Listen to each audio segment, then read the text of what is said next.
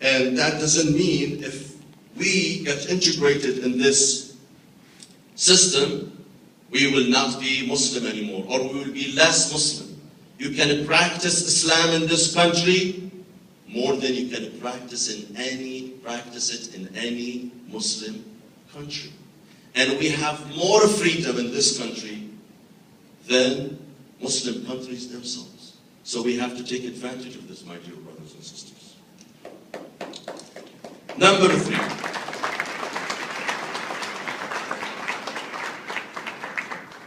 Number 3, participation. Number 1, we said education. Are you following? Number 2, integration. Number 3, participation. We need to participate. In order to be a strong community, we have to participate in the political system. There are 2 ways in America to participate in the political system. In the Middle East, there is one way, that you grab a tank and you go to the royal palace or the presidential palace, you conduct a coup d'etat, and you stay in power. In America, you cannot do that. There are 2 ways you can be influential in the political life of America. One is by using your own vote, by voting. The majority of Muslims in the past used to refrain from voting, thinking that it's not going to make any difference. Whether you vote or you don't vote, we'll not get anything out of the system. It's a Zionist system.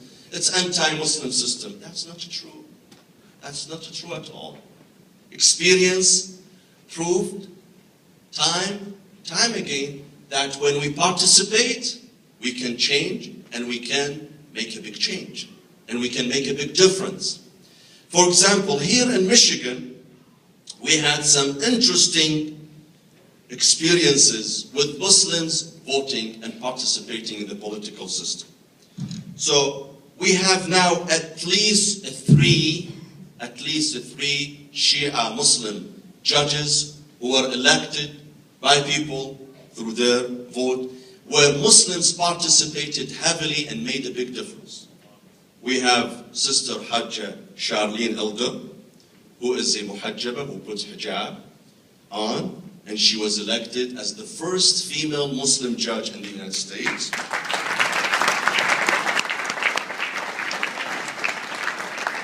And she is a practicing Muslim, alhamdulillah. Hajj, they are all practicing Muslims. Hajj David Torfa, he is the second elected Muslim judge. He is a judge here in Dearborn Heights. And lastly, Brother Salim Salama, who was elected last November, as a judge here in Dearborn, and he is a practicing Muslim. And also, we have Brother Abdul Hussein Haydous, who has been elected as the mayor of the city of Wayne here in Michigan. They are all Shia Muslims, and they are all practicing Muslims. How that was possible? It was possible because the Muslim community here in Michigan participated heavily in the election. And that's how we were able to make a difference. And if we continue this progress, my dear brothers and sisters, I assure you we can have influence on the Congress and the Senate and even at the presidential election as well. All it takes that we become active. How many of you are citizens? Please raise your hand so I can see you. Okay, almost 90% of you. Put your hand down. I want to ask you, how many of you are registered voters? Raise your hand. Almost half the number. Almost half the number.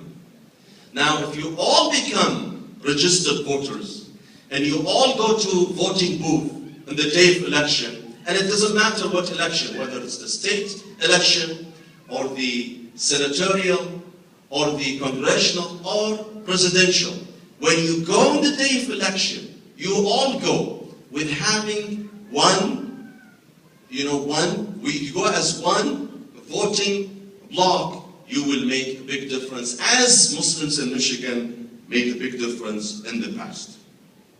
The second way to influence the political system, my dear brothers and sisters, is by contributions. Let me share this story with you. There was a congressman, his name is George Hilliard. George Hilliard, black, from Alabama. He was one of few congressmen who would defend Muslims at the Congress. One of few. We have only 3 or 4 congressmen who are sympathetic to Muslims in the Congress, of 430 congressmen. George Hilliard was one of them. He was challenged by the Zionist lobby, that was in 2002, who picked an opponent for him who was younger than him, but they poured so much cash to support him. I read in the New York Times that his opponent received $850,000 from the Jewish community in New York. George Hilliard, who was intimidated by the other lobby, and who was threatened actually by his opponent, he came to Michigan seeking help from the Muslim community. And there was a fundraising held for him at a fellow Muslim's house. And the man said, I was there, he said to us, we were maybe 100, 150, he said, if I lose, I'm not going to lose because I have another job offered to me and I can make a good living. But if I lose, you Muslims will lose because you have only few voices at the Congress. So my fight is your fight, which is true. So help me so I would not be defeated my opponent, who is supported by the Zionist lobby. Guess how much money was raised for him? $15,000 versus $850,000. Ultimately, George Hilliard was defeated and his opponent took over. This is something that I witnessed myself. So when we contribute, not only participate, we need to contribute for political campaigns, then we can make a bigger difference as well. And finally, my dear brothers and sisters, I believe in order to build a successful community in the United States, we need to believe in the choice of our sisters, the women. We need to empower women in our society. In many Muslim communities around the United States, women are not existing in the leadership level. Why is that? Go to most of our centers, what do you see? You see the main hall is given to the brothers.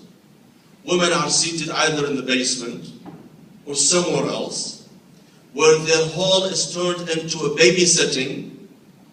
They have to endure the noise of their kids, and they cannot concentrate on the lecture. Yet the brothers are complaining, why don't you keep these kids quiet?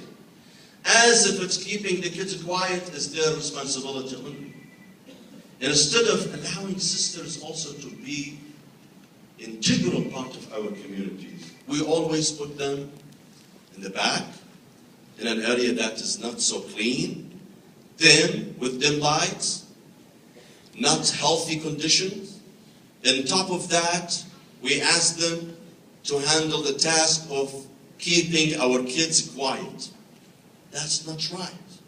Imagine the scene of today. We have a sister, outspoken sister, sitting next to 2, 3 panelists, among them some scholars. Would you have ever imagined this happened 20 years ago? But it is happening today.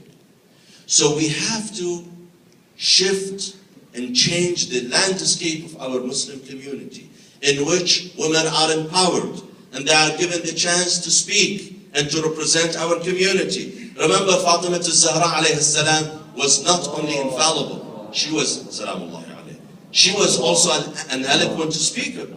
She went to the masjid of her father, the Prophet sallallahu alayhi wa sallam, and she gave a beautiful and powerful sermon before all the Muhajirin and Ansar and before the Abu Bakr and Umar and all these companions. She did that.